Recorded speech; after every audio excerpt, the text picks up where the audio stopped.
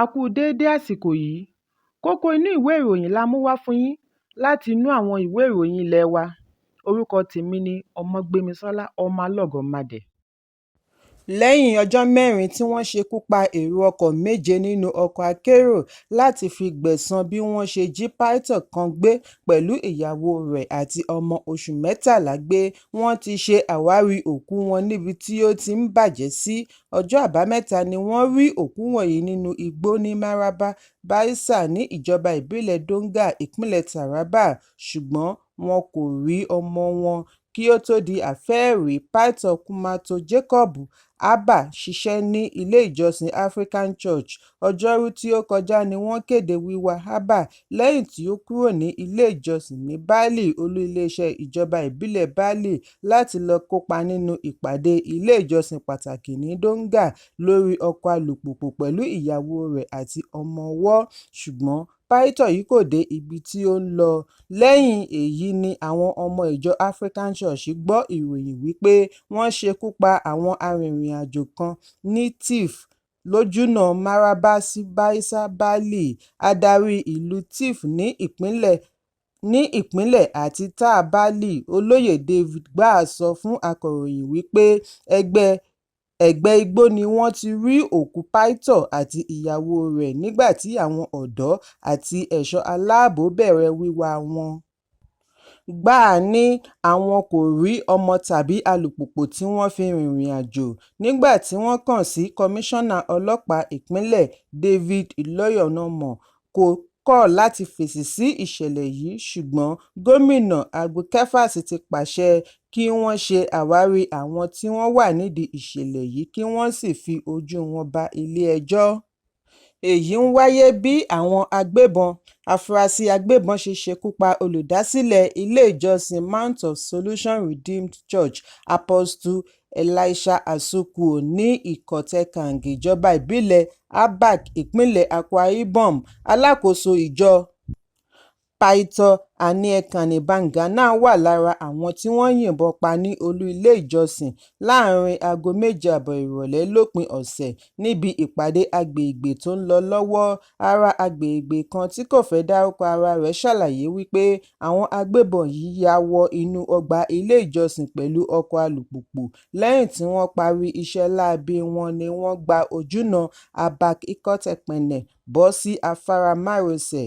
Ìwádìí sọ ọ́ di mímọ̀ wípé olóògbé Apostle Asuquo jẹ́ ọmọ bíbí ìlú Adiasin ní ìjọba ìbílẹ̀ Esiem Udim, nígbà tí Pásítọ̀ Anielkan Ibanga jẹ́ ọmọ bíbí abúlé Ikot Obiopa ní Afang Ubong Clan, ìjọba ìbílẹ̀ Abak. Gẹ́gẹ́ bí ohun tí a gbọ́, wọ́n ní Apostle Asuquo yanjú aáwọ̀ láàrin obìnrin kan pẹ̀lú ọkọ rẹ̀ tí ó ti kọ̀ ọ́ sílẹ̀ kí ìṣẹ̀lẹ̀ yìí tó wáyé. Adarí ìlú ní Ikotekan, Bishop John Jeremiah Pọ́npọ́n ṣe àpèjúwe ìṣekúpa àwọn olùṣọ́-àgùntàn méjèèjì gẹ́gẹ́ bí ìyàlẹ́nu ńlá, bí ó ti fìdí ẹ̀ múlẹ̀ wípé irúfẹ́ ìṣẹ̀lẹ̀ bẹ́ẹ̀ kò wáyé rí ní agbègbè wọn. Olóyè Christopher Udotim, aṣojú IPA ní ìlú abínibí olóògbé pásítọ̀ ní ààfin ọba Ikot Obiopa, sọ wípé àwọn wá sí ààfin láti wá wádìí bóyá ẹnikẹ́ni ti ṣe ẹ̀sùn nípa ilé ìjọsìn yìí síwájú àkókò yìí tí ó lè yọrí sí pípa ọmọ wọn Pásítọ̀ Anielkan Udozen.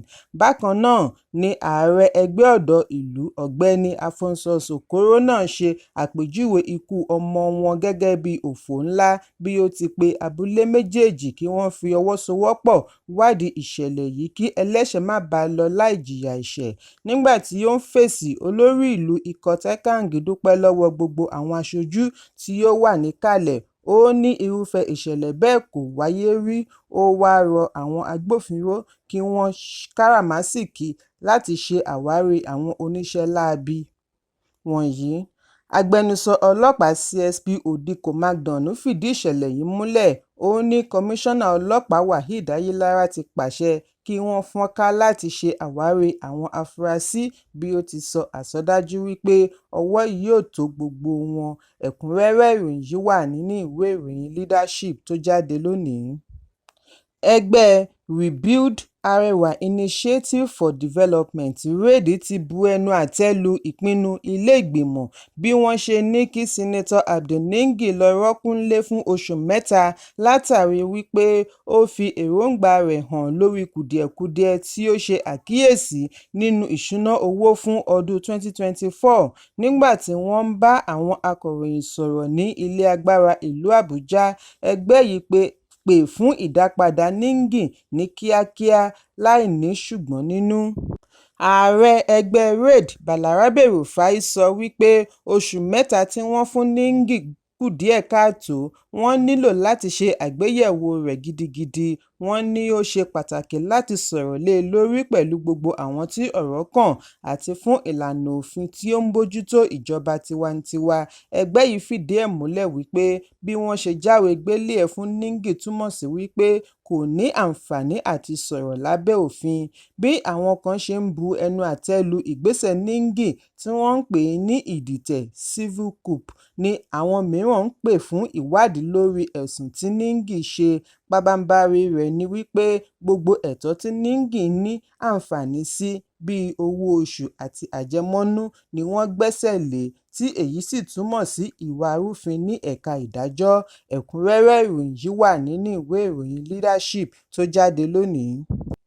Àwọn ilé-iṣẹ́ àti ẹlẹ́rọ àgbéká tí wọ́n ní ìpèníjà pẹ̀lú ìlà ayélujára íńtánẹ́ẹ̀tì tó ń fà bí ìgbín tàbí èyí tí kò lọ rárá ni a gbọ́ wípé ó ṣeé ṣe kí ìṣòro yìí tẹ̀síwájú títí di ìparí oṣù kẹrin kí wọ́n tó rí ìṣòro ọ̀hún yanjú pátápátá. Ìwádìí sọ ọ́ di mímọ̀ wípé àwọn ilé-iṣẹ́ tí ọ̀rọ̀ kàn nílò ọ̀sẹ̀ 5 láti fi ṣe àtòpọ̀ àti àtúnṣe gbogbo kébù tí ó já lábẹ́ omi. Lára ilé-iṣẹ́ 4 tí àwọn fáíbà wọn ti já láti rí Main One, West African Cable System, African Coast to Europe àti South Atlantic Telecommunication 3. Àwọn wọ̀nyí ni ó kojú ìpèníjà tí ó ní agbára jù, èyí tó fa ìjákulẹ̀ fún àwọn olókoòwò kéékèèké àti orílẹ̀-èdè ńlá lórílẹ̀-èdè. Ní òpin ọ̀sẹ̀, ọ̀pọ̀ àwọn tí wọ́n fẹ́ ṣe ìdúnàdúrà àti ìfowóránṣẹ́ orí ẹ̀rọ ayélujára ni wọn kò rí i ṣe bí ọ̀pọ̀lọpọ̀ áàpù ilé-ìfowópamọ́ ṣe dá iṣẹ́ sílẹ̀. Àwọn tí wọ́n rí i ṣe ń gba àkókò díẹ̀ kí wọ́n tó rí i ṣe.